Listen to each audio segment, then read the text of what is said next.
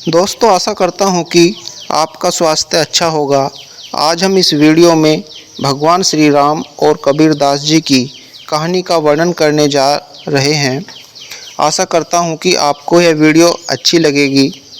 तो आइए दोस्तों, इस वीडियो को शुरू करते हैं। श्री रामानंदाचार्य जी से दीक्षा लेने के बाद कबीरदास जी मन लगाकर राम नाम का जाप करने लगे।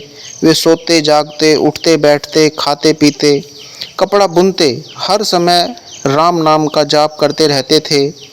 अब तो कबीरदास जी श्री रामानंदाचार्य जी से अक्सर मिलने जाया करते थे और अपनी किसी जिज्ञासा का समाधान भी उन्हीं से प्राप्त किया करते थे।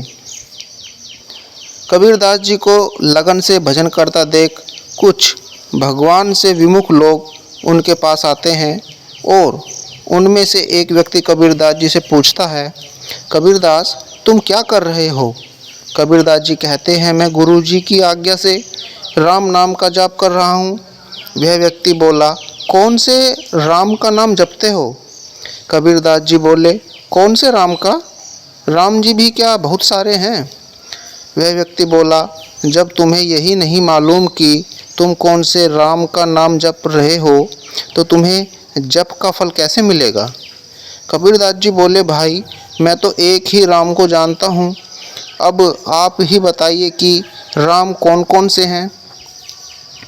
अब उस व्यक्ति ने कबीरदास जी को एक दोहा सुनाया, एक राम दशरथ का बेटा, एक राम घट घट में लेटा, एक राम का सकल पसारा और एक राम सभी से न्यारा। इनमें से कौन सा राम है तुम्हारा?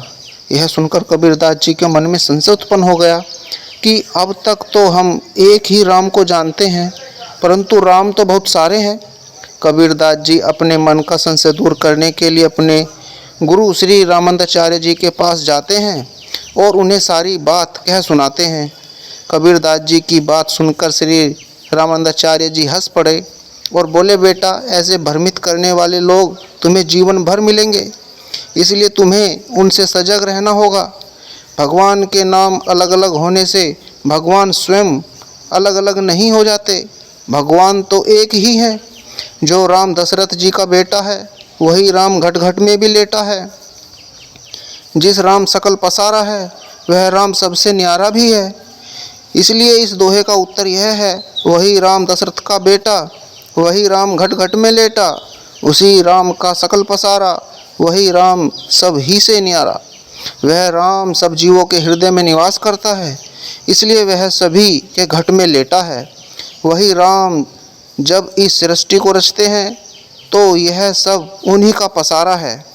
वह राम इस सृष्टि को रचने के बाद भी इस सृष्टि में फंसते नहीं हैं, इसलिए वे सबसे न्यारे भी हैं। इसलिए इन सब में कोई भेद नहीं है, ये चारों एक ही हैं। गुरु जी के यह वचन सुनकर कबीरदास जी का सारा संशय दूर हो गया और वे पहले की ही भांति मन लगाकर राम नाम का जाप करने लगे। धीरे धीरे समय बीतने लगा और कुछ समय बाद कबीरदास जी के पिताजी नीरू का देहांत हो गया। पिता के देहांत के बाद कबीरदास जी की माँ को डर लग रहा था कि कहीं कबीर साधु न बन जाए, इसलिए इनकी माँ ने सोचा कि कबीर का विवाह कर देना चाहिए। विवाह के बाद यह घर गृहस्थी में पड़ जाएगा तो साधु नहीं बनेगा, इसलिए उनकी माँ ने कबीरदास जी का विवाह कर दिया। कबीर की पत्नी का नाम लोई था। वह भी कबीरदास जी की ही भांति एक भक्तमती स्त्री थी।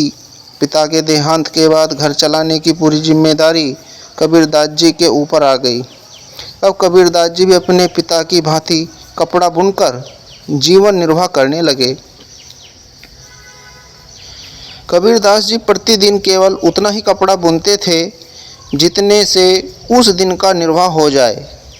जब वे कपड़ा बुनकर उसे बाजार में बेचने जाते थे तो भगवान से केवल यही प्रार्थना करते थे कि साईं इतना दीजिए जामे कुटुंब समाए, मैं भी भूखा न रहूं साधु न भूखा जाए। अर्थात, हे भगवान, मुझे इतना दीजिए जिसमें मेरे परिवार का जीवन निर्वाह हो जाए, और यदि कोई साधु मेरे घर भोजन की आस से आए तो वह भी भूखा न जाए। एक दिन कबीरदास जी कपड़े का एक थान बाजार में बेचने गए। सुबह से शाम हो गई परंतु वह कपड़ा नहीं बिका। शाम को उनके पास एक साधु आए।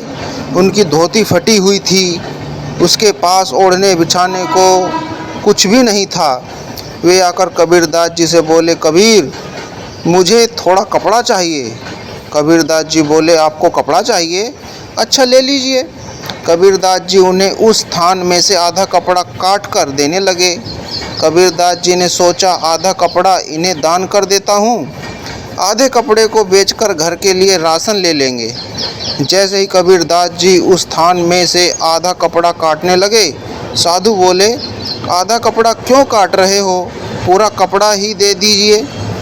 इससे मेरी लंगोटी, धोती, अंचला, बिछौना और ओढ़ना सब बन जाएगा, इसलिए पूरा थान ही दे दो। कबीरदास जी ने सोचा, यदि मैं इन्हें कपड़े का पूरा थान ही दे दूंगा तो फिर मैं घर पर राशन लेकर कैसे जाऊंगा। मेरी तो सारी पूंजी ही यह कपड़ा है। यह कपड़ा बिकेगा तो उसके मुनाफे से ही मैं घर पर राशन लेकर जाऊंगा और धागा खरीद कर दूसरा कपड़ा बना पाऊंगा। यदि यह कपड़ा मैंने इन साधु को दे दिया, मेरा कपड़ा बुनने का काम ही रुक जाएगा। दूसरे ही पल कबीरदास जी को गुरु जी की कही बात याद आ गई कि सभी जीवों के भीतर भगवान का निवास है, जाने किस रूप में नारायण आ जाए। कबीरदास जी ने सोचा, 2-4 दिन गंगा जी का जल पीकर रह लेंगे, परंतु इस साधु को निराश नहीं करना चाहिए। राम जी सबका ध्यान रखते हैं, हमारा भी ध्यान रखेंगे। यह सोचकर कबीरदास जी ने उस साधु को कपड़े का पूरा थान दे दिया। कपड़ा लेकर वे साधु चले गए। अब कबीरदास जी ने सोचा, यदि अब मैं घर जाऊंगा तो माँ और पत्नी जब राशन के बारे में पूछेंगी तो मैं क्या जवाब दूंगा। माँ को जब पता चलेगा कि मैंने सारा कपड़ा साधु को दान कर दिया है तो माँ बहुत नाराज़ होगी, बहुत झगड़ा और किचकिच होगी। तब कबीरदास जी ने सोचा, अब मेरे पास न तो राशन के लिए पैसे हैं और न करने को कुछ काम, इसलिए घर जाने से अच्छा है कहीं एकांत में बैठकर राम नाम का जाप करें। यह सोचकर कबीरदास जी गंगा के किनारे किसी एकांत स्थान पर बैठकर राम नाम जपने लगे। 3 दिन हो गए, कबीरदास जी घर नहीं लौटे। वे वहीं गंगा किनारे गंगा जी का जल पी लेते और राम नाम जपते रहते। घर पर उनकी माँ और पत्नी का भी बुरा हाल था। वे दोनों कबीरदास जी को लेकर चिंतित थी और उनके पास न तो पैसे थे और न ही राशन था।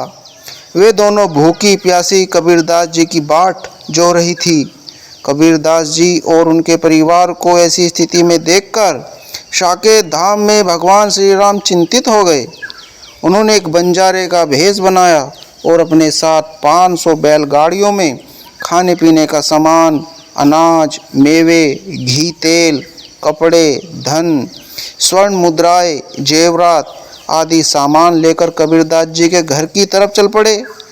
मार्ग में बंजारे के भेष में भगवान श्री राम लोगों से पूछते जा रहे थे कि कबीरदास जी का घर किधर है। जब लोग उनसे पूछते कि आप कौन हैं और ये सब सामान किसका है, तब राम जी बताते, मेरा नाम केशव बंजारा है और यह सारा सामान कबीर साहब का है, उन्हीं के घर मुझे यह सारा सामान पहुंचाना है। लोगों ने कहा, कबीर साहब नाम का तो यहाँ कोई नहीं रहता, यहाँ तो कबीर जुलाहा रहता है।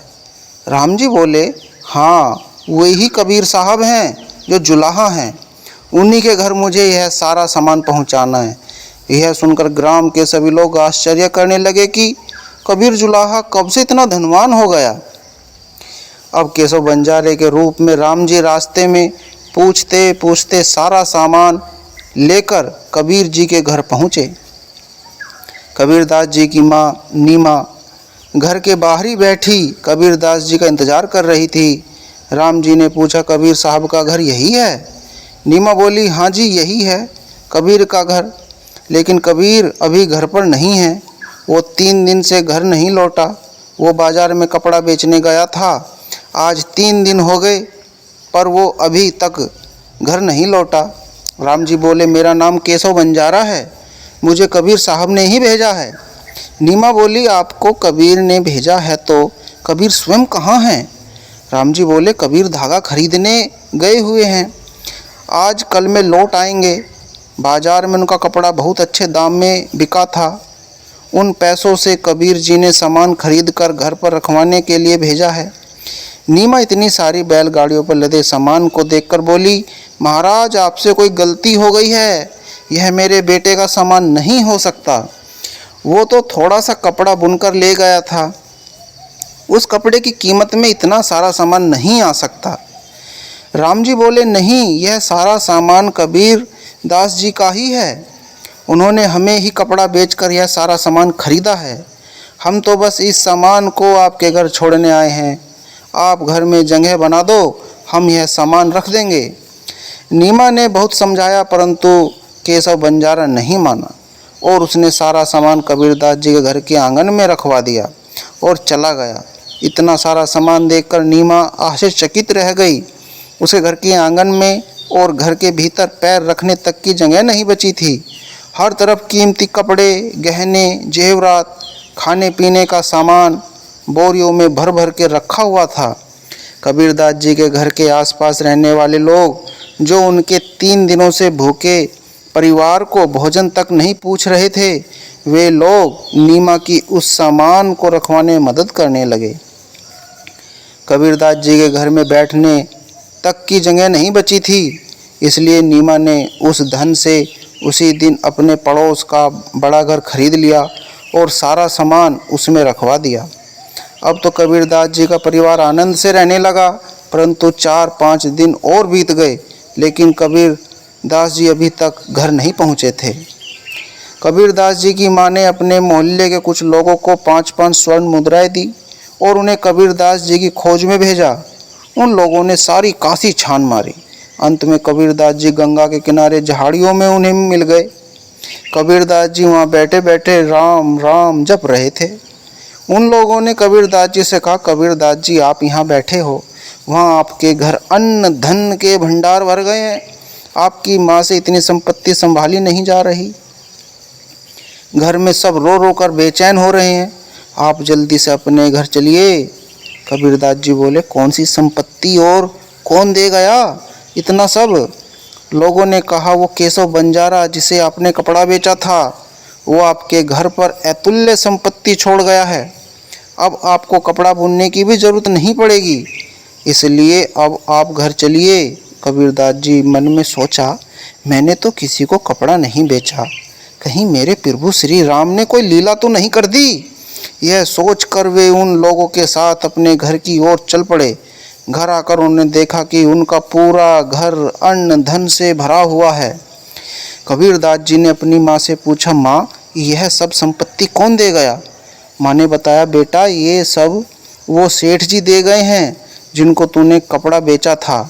वे अपना नाम केशव बंजारा बता रहे थे। कबीरदास जी बोले, माँ मैंने किसी सेठ जी को कपड़ा नहीं बेचा, मैंने तो वो कपड़े का थान एक साधु को दान कर दिया था, और मैं तो तुम्हारे डर से गंगा किनारे की झाड़ियों में छिपा हुआ था। माँ मैं सच कह रहा हूँ, मैंने किसी को कपड़ा नहीं बेचा। माँ बोली, मैं भी सच कहती हूँ बेटा, एक बहुत बड़े सेठ आए थे और वे ही ये सब सामान देकर गए हैं। कहते थे कबीर ने मुझे ही कपड़ा बेचा था। अब कबीरदास जी को विश्वास हो गया कि भगवान श्री राम ही उसके यहाँ यह सब संपत्ति छोड़ गए हैं। कबीरदास जी बोले, माँ मैं समझ गया हूँ, यह संपत्ति मेरे प्रभु श्री राम छोड़ गए हैं। उस साधु के वेश में वही आए थे, वे ही मुझसे कपड़े का थान ले गए थे। मैं ही अपने प्रभु को पहचान नहीं पाया। मैं लोगों को कहता फिरता था, कबीरा या संसार में सबसे मिलिए धाय, न जाने किस भेष में नारायण मिल जाए। लेकिन जब मेरे सामने नारायण आए तो मैं स्वयं ही उन्हें पहचान नहीं पाया। यह सब संपत्ति हमारी नहीं है माँ, यह सब भगवान की दी हुई संपत्ति है।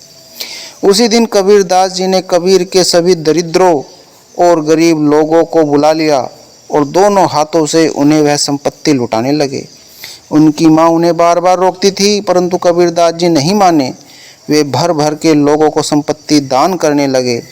माँ बोली, बेटा ऐसे ही सब कुछ लुटा दोगे तो हमें फिर से रोटी के लाले पड़ जाएंगे। कबीरदास जी बोले, नहीं माँ, ऐसा नहीं होगा।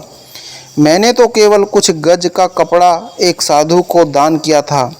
इतने से ही मेरे प्रभु इतने प्रसन्न हो गए कि वे स्वयं चलकर हमारे घर आए। तो सोचो, अगर हम उनका दिया हुआ इतना सब कुछ दान कर देंगे तो मेरे प्रभु कितने प्रसन्न होंगे। यह कहकर कबीरदास जी ने वह सब कुछ गरीबों को दान कर दिया। कबीरदास जी की माँ उनको मना करती रह गई, परंतु कबीरदास जी नहीं माने और उन्होंने सारी संपत्ति के साथ अपना वो सामान और औजार भी गरीबों को दान कर दिए जिनसे वे कपड़ा बुनते थे।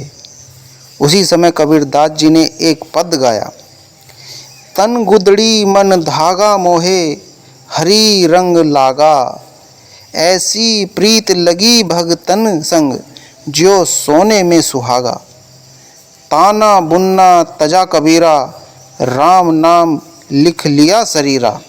इसके बाद कबीरदास जी ने कपड़ा बुनना छोड़ दिया और हर समय राम नाम जपने लगे और भगवान के पदों की रचना करने लगे। दोस्तों, आशा करता हूँ कि आपको ये वीडियो पसंद आई होगी। ऐसी ही इन्फॉर्मेटिव वीडियो के साथ मिलते हैं अपनी नेक्स्ट वीडियो में। तब तक आप अपना ख्याल रखिएगा। धन्यवाद।